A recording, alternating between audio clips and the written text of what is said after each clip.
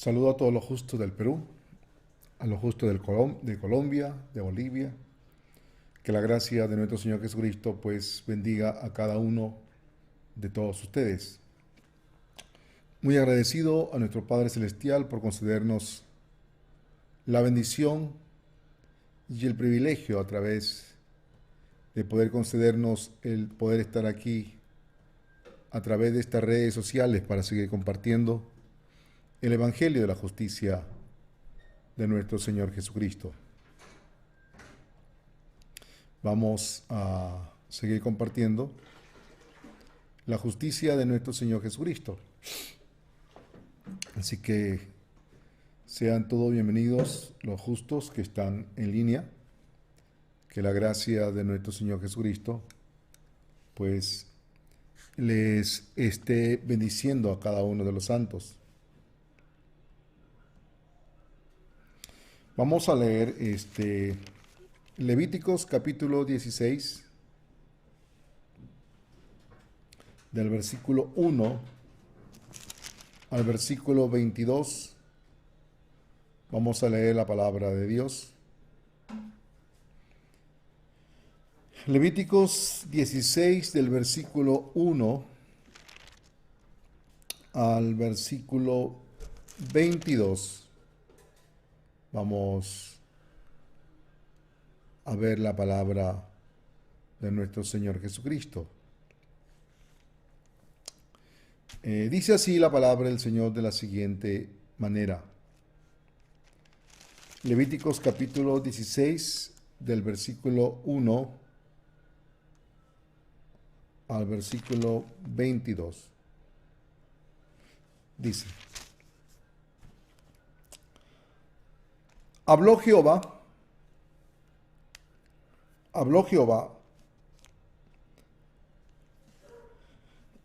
a Moisés después de la muerte de los hijos de Aarón, cuando se acercaron delante de Jehová y murieron. Jehová dijo a Moisés: Di a Aarón, tu hermano, que no en todo tiempo entre en el santuario detrás del velo, delante del propiciatorio que está sobre el arca, para que no muera, porque yo apareceré en la nube sobre el propiciatorio. Con esto entrará Aarón en el santuario, con un becerro para expiación y un carnero para holocausto. Se vestirá la túnica santa de lino, y sobre su cuerpo tendrá calzoncillos de lino, y se ceñirá el cinto de lino, y con la mitra de lino se cubrirá. Son las santas vestiduras, con ellas se ha de vestir después de lavar su cuerpo con agua. Y de la congregación de los hijos de Israel tomará 2 machos cabríos para expiación y un carnero para holocausto. Y hará traer a Aarón el becerro de la expiación que es suyo, y hará la reconciliación por sí y por su casa. Después tomará 2 machos cabríos y los presentará delante de Jehová a la puerta del tabernáculo de reunión, y echará suerte a Aarón sobre los 2 machos cabríos, una suerte por Jehová y otra suerte por Azazel. Y hará traer a Aarón el macho cabrío sobre el cual cayere la suerte por Jehová, y lo ofrecerá en expiación. Mas el macho cabrío sobre el cual cayere la suerte por Azazel, lo presentará vivo delante de Jehová para hacer la reconciliación sobre él para enviarlo a Azazel al desierto. Y hará traer a Aarón el becerro que era para expiación suya, y hará la reconciliación por sí, por su casa, y degollará en expiación el becerro que es suyo. Después tomará un incensario lleno de brasas de fuego del altar delante de Jehová, y sus puños llenos del perfume aromático molido, y lo llevará detrás del velo. Y pondrá el perfume sobre el fuego delante de Jehová, y la nube del perfume cubrirá el propiciatorio que está sobre el testimonio, para que no muera. Tomará luego de la sangre del becerro y la rociará con su dedo hacia el propiciatorio al lado oriental. Hacia el propiciatorio esparcirá con su dedo 7 veces de aquella sangre. Después degollará el macho cabrío en expiación por el pecado del pueblo, y llevará la sangre detrás del velo adentro, y hará de la sangre como hizo con la sangre del becerro, y la esparcirá sobre el propiciatorio y delante del propiciatorio, y así purificará el santuario a causa de las impurezas de los hijos de Israel, de sus rebeliones y de todos sus pecados. De la misma manera hará también al tabernáculo de reunión, el cual reside entre ellos en medio de sus impurezas. Ningún hombre estará en el tabernáculo de reunión cuando él entre a hacer la expiación en el santuario, hasta que él salga y haya hecho la expiación por sí, por su casa y por toda la congregación de Israel. Y saldrá al altar que está delante de Jehová y lo expiará, y tomará de la sangre del becerro y de la sangre del macho cabrío, y la pondrá sobre los cuernos del altar alrededor, y esparcirá sobre él de la sangre con su dedo 7 veces, y lo limpiará, y lo santificará de las inmundicias de los hijos de Israel.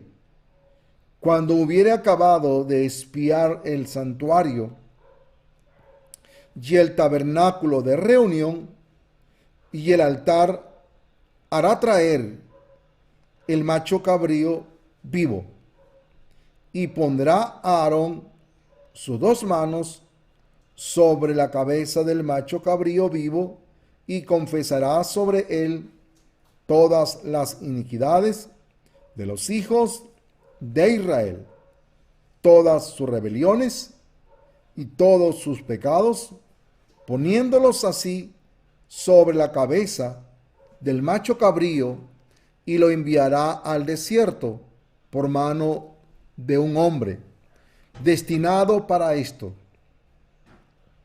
Y aquel macho cabrío llevará sobre sí todas las iniquidades de ellos a tierra inhabitada, y dejará ir al macho cabrío por el desierto. Que Dios bendiga su palabra en esta tarde.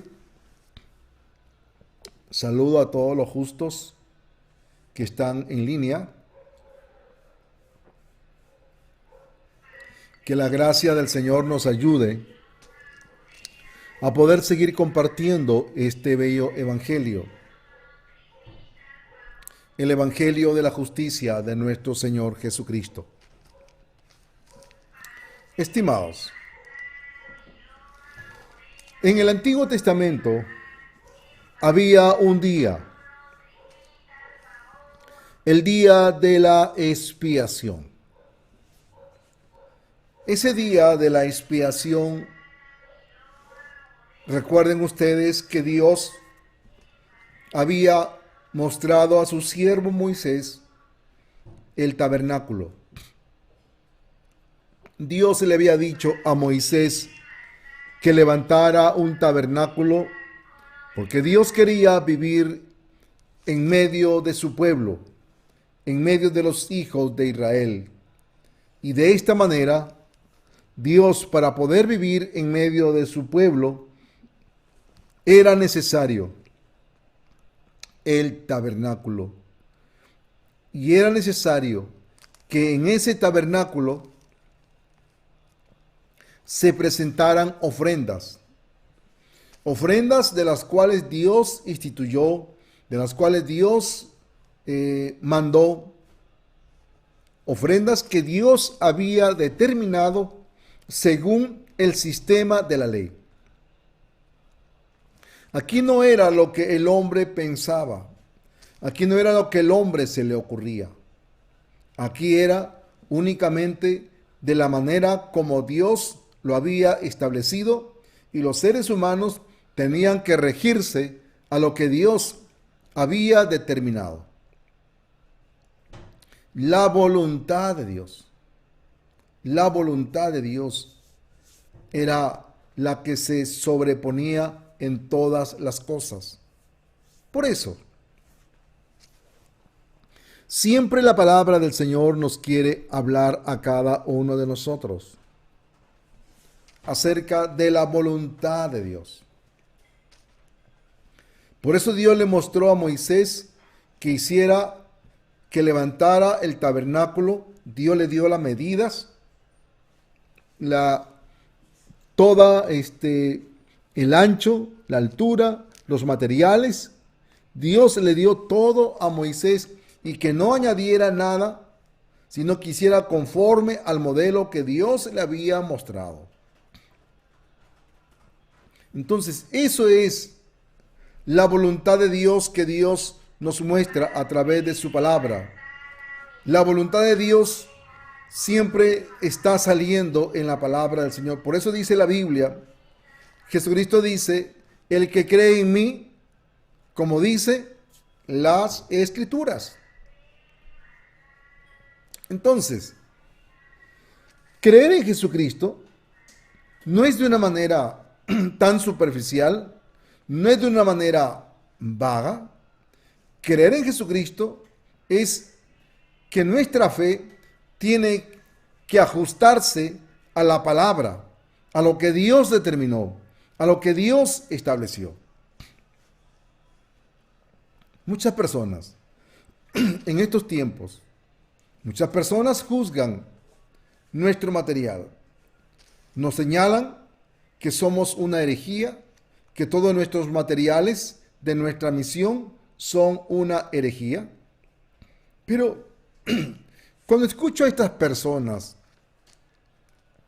hablar tan ligeramente, pues en realidad dice la palabra de Dios, el que cree en mí, como dice las Escrituras. Creer en Jesucristo es creer conforme a las Escrituras. Por decir, por esta pandemia, que el mundo ha sido azotado por esta pandemia, el gobierno decretó que para poder entrar a una oficina pública, a los bancos, decretó ciertos requisitos. Decretó que había que presentar el carnet de vacunación. había que presentar su DNI y había que llevar su mascarilla. Esos eran los requisitos, y todavía hasta ahora, para entrar, son los requisitos para entrar a cualquier oficina pública del Estado, del gobierno. Si usted tenía su carnet, si usted tenía su DNI, pero no tenía su máscara, no podía ingresar. Así estableció el gobierno. Es lo que se estableció como un decreto. Pues la palabra de Dios, las escrituras, están los decretos de Dios. ¿Cómo nosotros debemos de creer? ¿Cómo nosotros debemos de manifestar en realidad nuestra fe en la justicia de nuestro Señor? No es a la manera de nosotros. Por eso cuando escucho a estas personas hablando de nuestros libros, de que son una herejía, yo les dejé un comentario a estos señores. ¿Por qué dicen ustedes que son nuestros libros una herejía? Si creer en Jesucristo no es creer a nuestra manera. Creer en Jesucristo no es creer según nuestros pensamientos. Creer en Jesucristo es creer de acuerdo a los protocolos escriturales que Dios nos ha dejado, que Dios nos ha dado a través de su palabra. Por eso, creer en Jesucristo no es a mi manera, no es como yo pienso, no es que a mí me parezca. Creer en Jesucristo es de acuerdo a su palabra. Por eso el Señor ha dicho,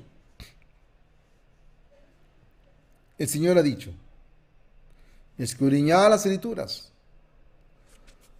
porque a vosotros os parece que en ellas tenéis la vida eterna, y ellas son las que dan testimonio de mí. Ellas son las que dan testimonio de mí. Entonces, en las Escrituras debemos de encontrar el testimonio como Dios nos salvaría de todos nuestros pecados. Por eso, Levítico nos quiere dar el testimonio de cómo el pueblo judío tenía que manifestar su fe, de cómo el pueblo judío tenía que creer en la justicia que Dios había establecido. No es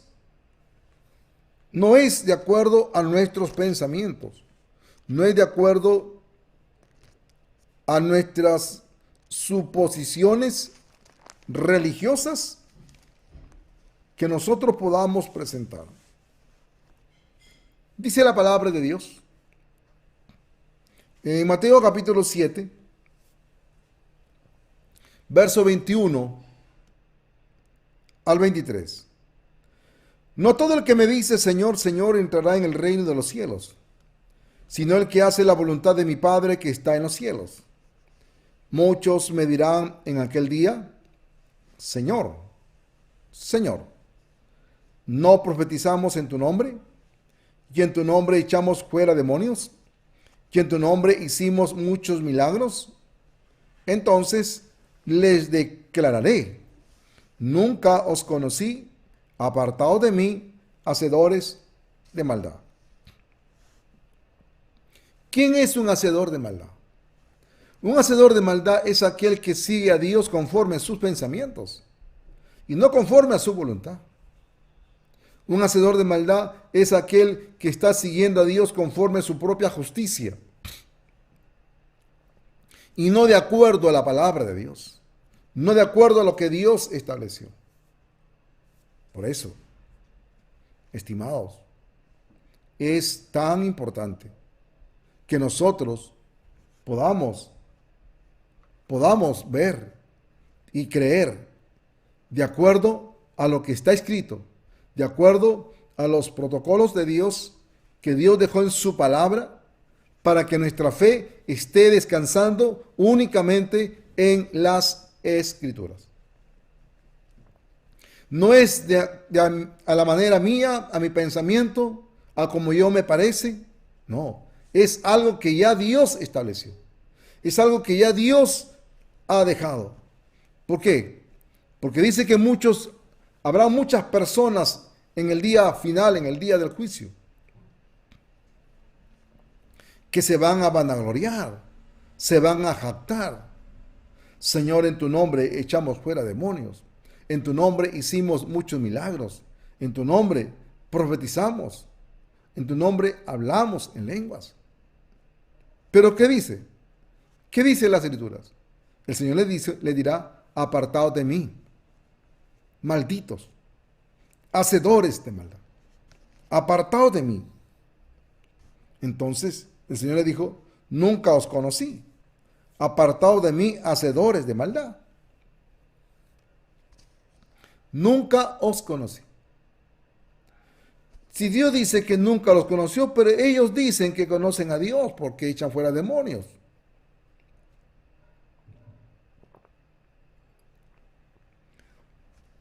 Ellos afirman que porque echan fuera demonios ya conocen a Dios. Porque hablan en lenguas, porque hicieron milagros en el nombre de Jesús. Ellos dicen que por esas cosas ya conocen a Dios y están haciendo la voluntad de Dios. ¿Pero qué dice? Apartados de mí, hacedores de maldad. Nunca os conocí. Nunca os conocí. Entonces, estas personas que dicen que están juzgando, criticando, hablando de nuestros materiales, pues estoy seguro que nadie se ha atrevido a leer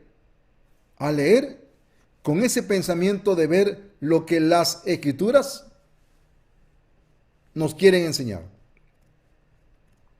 Lo que las Escrituras nos quieren confirmar, el Evangelio. La justicia del Señor. Porque esa es la voluntad de Dios. Esa es la voluntad de Dios. Dios quiere que nosotros, en realidad, nuestra creencia sea conforme a las Escrituras. Entonces, volvamos a Levíticos, capítulo 16. Levítico 16 nos habla del día de la expiación. Del día de la expiación. Dios estableció un día para solucionar los pecados de su pueblo, para solucionar los pecados de Israel. El sacerdote primeramente tenía que ofrecer para la purificación de sus pecados, de sus familias. Primeramente ellos tenían que ofrecer sacrificios por ellos mismos. Entonces, pero después que ofrecieron ya el sacrificio por ellos mismos, entonces ahora ellos se convertirían en el representante del pueblo de Israel, en el representante de los hijos de Dios. Y ahora el pueblo tenía que traer 2 cabras, 2 chivos. Tenía que traer 2 ofrendas, 2 machos cabríos, en las cuales el sacerdote echará la suerte sobre cuál de las 2, cuál de ellas irá para el altar de Jehová y cuál de ellas irá para el desierto. Porque era lo que Dios había determinado. Entonces el pueblo solamente necesitaba ajustarse a lo que Dios había dicho, a lo que Dios había declarado. Por eso, y lo que Dios había declarado era que primeramente tenía que presentarse una ofrenda y llevarse dentro del tabernáculo. El sacerdote ponía las manos en la cabeza de la ofrenda, confesaba los pecados de Israel sobre la cabeza de la ofrenda, que iba a ser presentada dentro del tabernáculo. Una vez que ponía las manos en la cabeza del macho cabrío, todos los pecados de Israel pasaban a esa ofrenda. Y ahora esa ofrenda podía ser llevada al tabernáculo, derramar su sangre, poner la sangre en los cuernos del altar, pasar el lugar santo y también al lugar santísimo tenía que presentar la sangre. Y la sangre que quedaba, pues la rociaban al pie del altar del tabernáculo, que se encontraba en la primera parte. De esa manera, y Dios dice que Dios no permitía, pues, que ni una persona estuviera dentro del lugar donde se presentaba la ofrenda, porque Dios así lo había determinado. Por eso la palabra de Dios menciona, dice en el verso 17, ningún hombre estará en el tabernáculo de reunión cuando él entre a hacer la expiación en el santuario hasta que él salga y haya hecho la expiación por sí, por su casa y por toda la congregación de Israel. Entonces todos los judíos que habían llevado su ofrenda, su macho cabrío, el sacerdote había puesto sus manos en la cabeza del animal, los pecados habían pasado al macho cabrío y ahora ese macho cabrío era llevado dentro del tabernáculo, dentro de la primera parte donde se encontraba el altar. Ahí lo degollaban, ahí derramaban la sangre, ponían en los cuernos del altar, pasaban el lugar santo y el lugar santísimo para hacer la expiación. De esa manera Dios había establecido su justicia, de esa manera Dios había establecido su salvación. No había otra forma, no había otra manera. Esa era la única manera como Dios había establecido su justicia, su salvación. Nadie podía estar ahí y nadie podía ver, pero sí podían escuchar. Sí podían escuchar lo que el sacerdote estaba haciendo, presentando, porque con el movimiento de sus manos sonaban las campanillas que tenía en su vestimenta, en su vestido sacerdotal. Entonces, Dios es tan bueno, Dios es tan misericordioso, que de esa manera el pueblo de Israel tenía que recibir la salvación, de esa manera tenían que presentar el sacrificio para Dios, de esa manera. Entonces,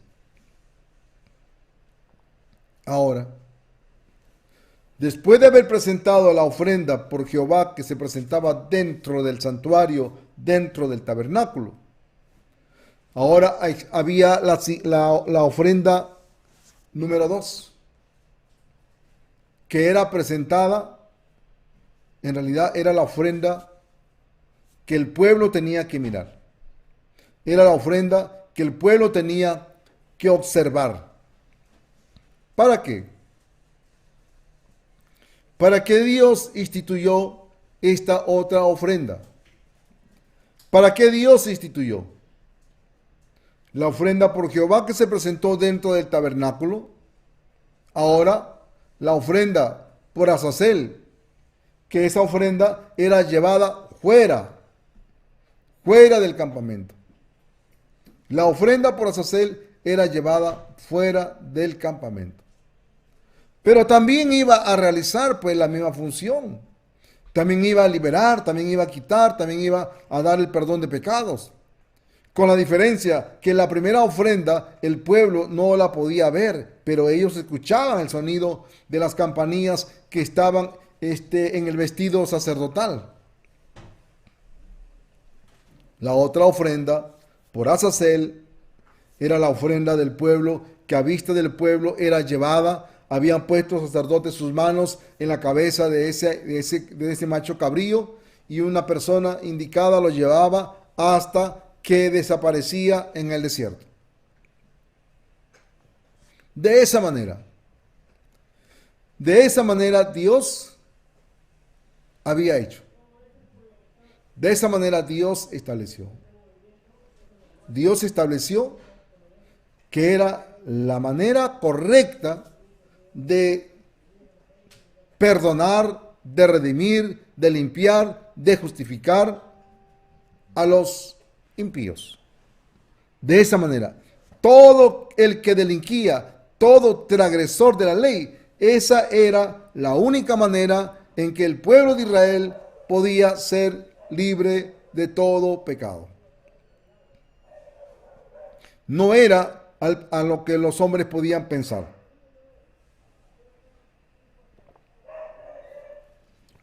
Por eso,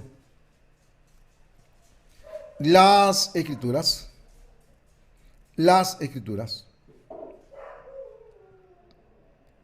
la ofrenda por Azazel,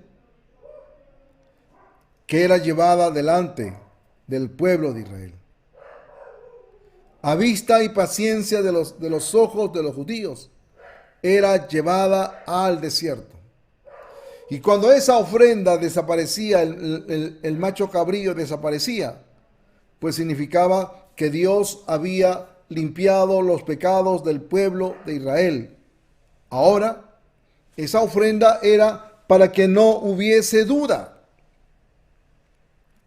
para que no se manifestara la duda en los hijos de Israel, para que Satanás no gane ventaja, para que Satanás pues no los consuma. Para eso fue llevada la ofrenda por Azazel. Para eso fue llevada, para eso fue presentada la ofrenda por Azazel, que fue llevada al desierto. ¿Para qué? Para que la fe del pueblo de Israel esté firme, esté realmente convencido de que la justicia de Dios se ha cumplido perfectamente, que a través de esas dos ofrendas, la que se presentó dentro del tabernáculo, la que cayó por Jehová, y la ofrenda que fue llevada al desierto, que fue presentada, que se le denominó la ofrenda por Azazel, ambos eran realmente la justicia de Dios. Así, de esa manera, el pueblo solamente tenía que tener la fe en lo que Dios estableció. Tenían que presentar esos tres requisitos. Tenían que tener sus sacerdotes, su ofrenda, su macho cabrío y la sangre, para poder quedar limpio del pecado. Y necesitaban la fe. La fe en las obras perfectas de nuestro Salvador. En la justicia del Señor. Por eso dice: y aquel macho cabrío llevará sobre sí todas las iniquidades de ellos a tierra inhabitada, y dejará ir al macho cabrío por el desierto. Dejará ir al macho cabrío vivo por el desierto. ¿Por qué hablamos siempre de estas ofrendas? Estimados, qué importante es la fe. Qué importante es la fe que nace en la palabra. Qué importante es la fe que nace en las Escrituras. Aunque esta palabra ya la hemos oído, pues es necesario que volvamos a escuchar el Evangelio. Siempre es bueno que podamos repasar la justicia de Dios. ¿Recuerdan? somos los justos. Hemos estado hablando el día de ayer de los animales limpios. ¿Quiénes son los animales limpios? Los que rumian. Las vacas que tienen pezuña hendida y que rumian son los animales limpios. Entonces, los animales limpios, ¿cuál es la vida? Rumiar. Rumiar. Esa es la vida de los animales que rumian, de los animales que Dios los ha considerado limpios. Son los que están siempre rumiando. Rumiando lo que han comido. ¿Y qué estamos comiendo nosotros cada día? El Evangelio. El Evangelio de la justicia de nuestro Señor Jesucristo. Como somos los justos, que somos comparados, que la Biblia nos compara con los animales limpios, con los animales que recibieron la justicia, la gracia, que recibieron el Evangelio. Entonces, pues si la palabra de Dios nos dice a cada uno de nosotros que somos los animales limpios, porque podemos rumiar, podemos analizar, podemos meditar, podemos agradecer al Señor por su bello evangelio del agua y el espíritu. De esa manera es que Dios quiere enseñarnos acerca de nuestra vida espiritual, únicamente. Entonces, la palabra del Señor nos quiere enseñar una fe perfecta, una fe que se establezca, una fe que esté establecida en los parámetros, en el fundamento de la justicia de nuestro Señor Jesucristo. Que esté cimentada en la palabra, en lo que Dios ha hecho, en lo que Dios ha establecido. Por eso es que es muy importante el Evangelio de la justicia de nuestro Señor Jesucristo. Es tan importante. Estimados, pues nuestra creencia tiene que ser conforme a las Escrituras.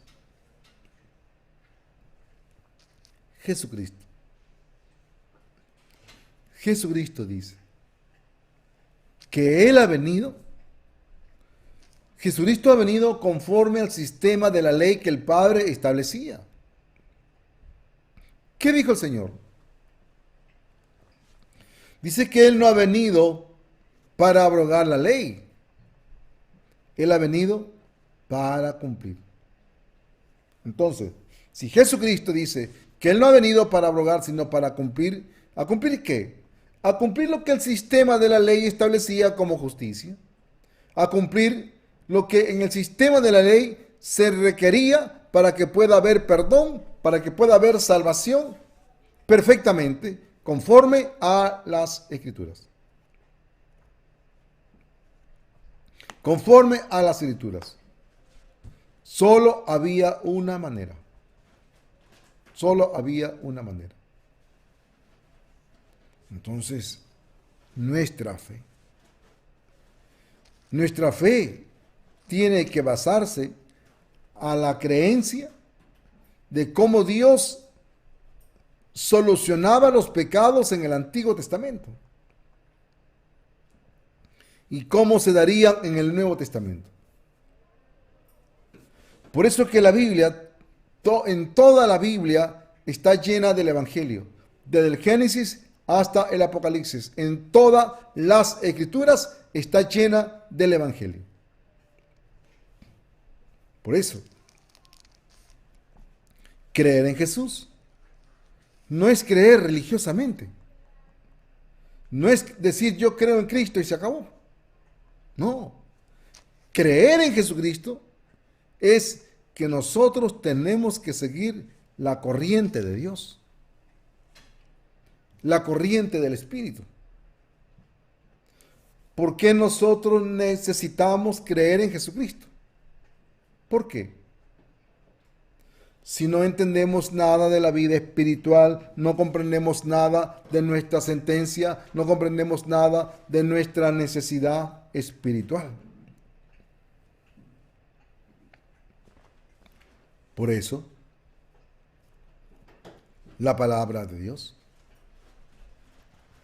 nos quiere llevarnos a una fe sólida, a una fe fundamental. No una fe vaga, no una fe sin fundamento. No es decir, yo creo en Cristo, porque muchos dicen, no, la Biblia dice, cree en el Señor Jesucristo y serás salvo tú y toda tu casa. No es decir creo. Es decir, ¿por qué nosotros necesitamos creer? ¿Y qué ha hecho la Biblia? ¿Qué nos dice la Biblia? La Biblia nos está diciendo cómo debemos de creer correctamente.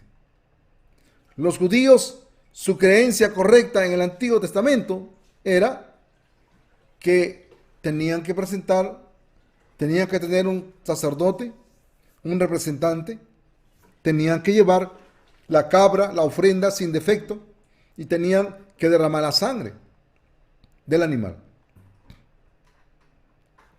Esa era la ofrenda. Así el pueblo tenía que vivir. De esa manera tenían que presentar. Por eso, estas personas que critican nuestro material no entienden. Hablan religiosamente nada más, sin comprender nada del Evangelio, sin comprender nada de la justicia de nuestro Señor Jesucristo. No entienden nada. Y como no entienden nada, lo único que hacen es juzgar, es señalar religiosamente, diciendo estos libros son una herejía porque están hablando de que hay que creer primero en Juan el Bautista. Pero en el Antiguo Testamento tenemos sacerdote y ofrenda. El pueblo necesitaba su sacerdote. El pueblo necesitaba su ofrenda. El pueblo necesitaba la sangre de su ofrenda. Eso era lo correcto. Entonces, el pueblo de Israel se tenían que ajustar a lo que Dios había establecido. Por eso, en el Nuevo Testamento, ¿cómo podían ver que Jesús era la justicia? Porque si en el Antiguo Testamento Jesucristo estaba escondido, en el Antiguo Testamento Jesucristo está escondido. En el Nuevo Testamento ya no está escondido.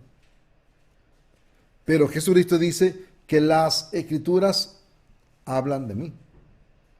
Las Escrituras enseñan de mí. Entonces el mundo tenía que ver a Jesucristo desde el comienzo, desde el principio, de las Escrituras. Así está en la palabra. De esa manera, Dios estableció. De esa manera, Dios dijo. Por eso, la palabra de Dios dice, 21, de Levítico 16. Y pondrá Aarón sus dos manos sobre la cabeza del macho cabrío vivo, y confesará sobre él todas las iniquidades de los hijos de Israel, todas sus rebeliones y todos sus pecados, poniéndolos así sobre la cabeza del macho cabrío, y lo enviará al desierto por mano de un hombre destinado para esto. Y aquel macho cabrío llevará sobre sí todas las iniquidades de ellos a tierra inhabitada, y dejará ir al macho cabrío por el desierto. Así estaba establecido. Desapareció el macho cabrío en el desierto. Y también desapareció el macho cabrío dentro del tabernáculo, porque todo era quemado. Todo era consumado. Así. Así Dios solucionó los pecados. De esa manera.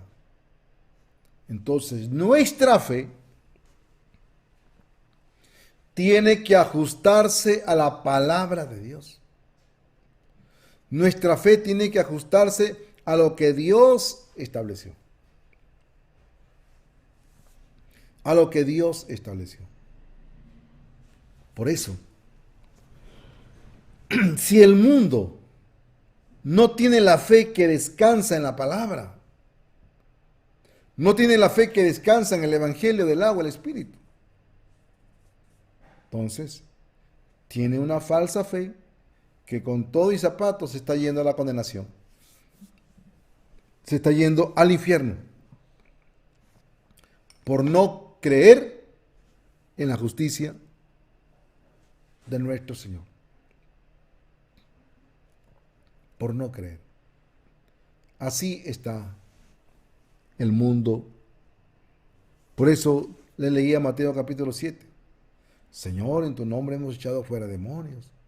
En tu nombre hicimos milagros. En tu nombre profetizamos. Pero ¿qué dirá el Señor? No os conozco. Apartaos.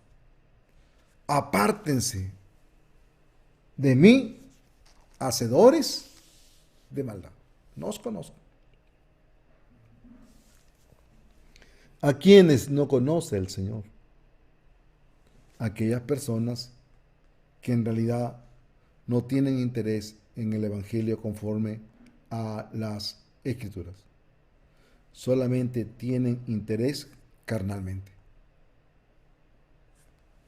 Por eso, estos falsos maestros, estos pseudo religiosos que los escucho hablar así de nuestro material, solamente los veo con mucha tristeza. Porque si no creen al Evangelio del agua y el Espíritu, sus almas serán condenadas. Sus almas serán condenadas. Por cuanto no quisieron saber, pues. Por eso, oigan bien. En realidad, dice la Biblia que Dios envía muchos poderes engañosos sobre este mundo. ¿Por qué? ¿Por qué Dios envía? En realidad, Dios ha enviado muchas religiones en este mundo. Porque en realidad el mundo entero no quiere saber nada de la justicia de Dios. Vamos a leer. Segunda de Tesalonicenses,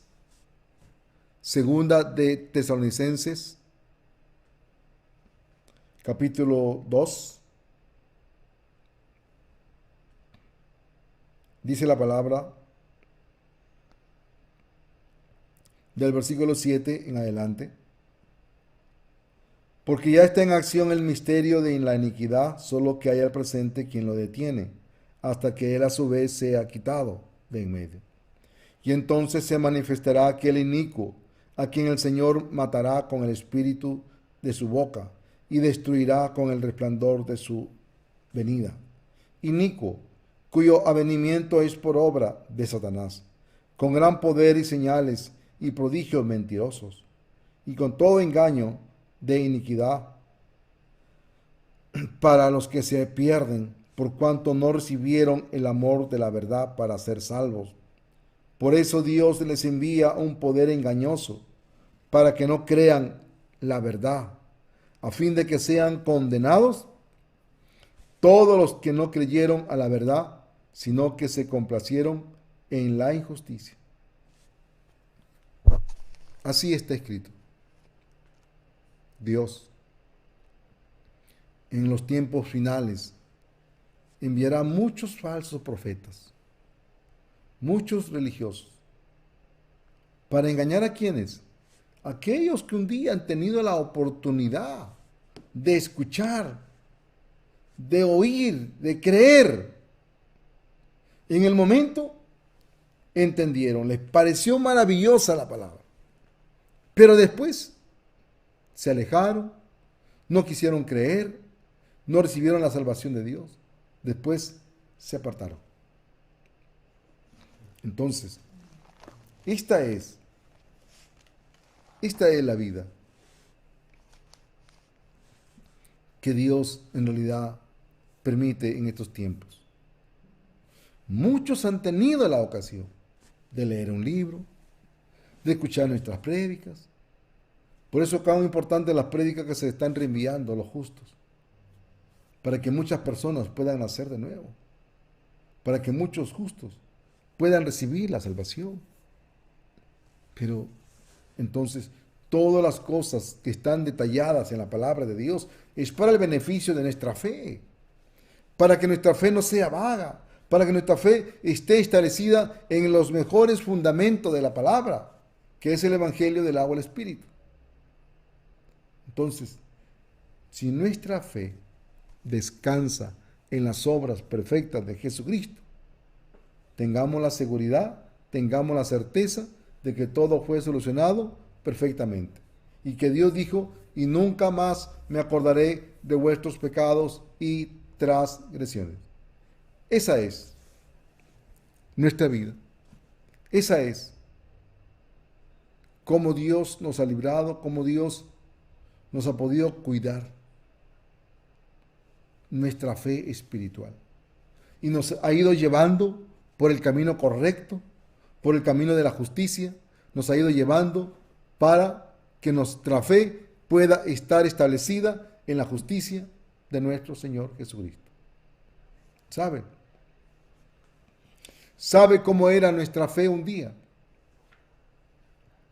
Nuestra fe era como la de Nicodemo.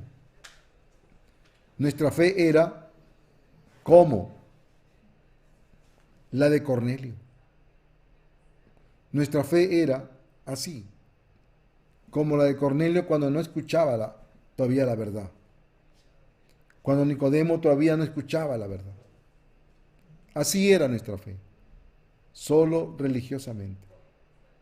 Como cuando el etíope de Candace, después de adorar a Dios, volvía de nuevo a su nación, igual de pecador, igual de impío, aunque le habían sacado las ofrendas, aunque el hombre llevaba mucha riqueza material y las ofrendaba, pero igual se estaba yendo al infierno porque no entendía la salvación.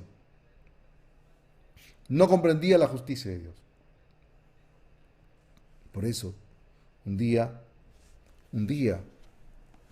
realmente cuando llegó la fe verdadera, pudimos darnos cuenta.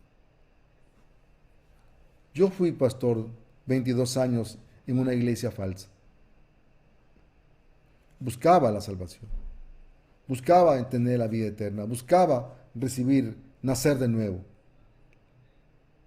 Y en la religión ayuné 40 días.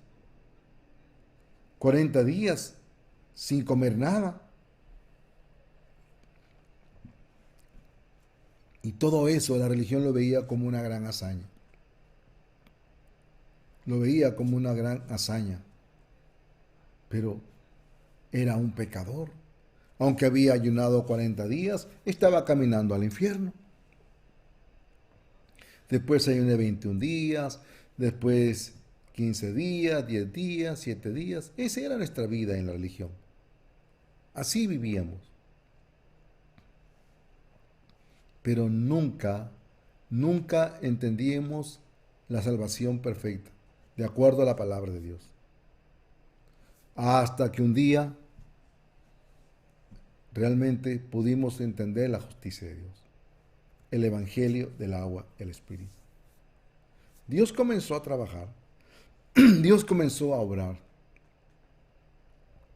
Por eso, un día nuestra fe era una fe religiosa. Era una fe religiosa. Porque así viví durante 22 años con una fe religiosa. Una fe religiosa que hablaba de guardar, de cumplir que si no guardaba no podía entrar al reino de los cielos. Así vivía carnalmente, hasta que un día pude comprender la justicia, nacer de nuevo por el Evangelio del agua y el Espíritu, recibir la salvación de Dios. Cuando entendimos perfectamente las obras perfectas de nuestro Señor Jesucristo, nos convertimos en los siervos de Dios, en los siervos justos, para compartir, para enseñar. Desde ese momento, desde ese instante que ha llegado la palabra de Dios a nuestros corazones, ahora podemos decir con mucha gratitud: gracias, Señor, porque verdaderamente nos llevaste por el camino para encontrar tu salvación. Nos llevaste por el desierto para encontrar tu justicia, la vida eterna, el Evangelio del agua y el Espíritu. Por eso, estimados justos, no debe haber ninguna, ahora en nuestros corazones, ninguna incertidumbre. Debe haber la fe, la certeza, la confianza, la seguridad de que Jesucristo se convirtió en la ofrenda por Jehová, en la ofrenda por Azazel, para que nosotros tengamos la fe y la confianza en la palabra de nuestro Señor Jesucristo. No existe otra vida, no hay otra forma, no hay otra manera. Por eso, mis hermanos, qué importante es la fe en la palabra de nuestro Señor Jesucristo. Que Dios me le bendiga, que Dios me le guarde a cada uno de ustedes. Espero que esta palabra pueda bendecirnos en nuestra vida espiritual. Nos vemos en la mañana, mis hermanos. Que Dios nos bendiga.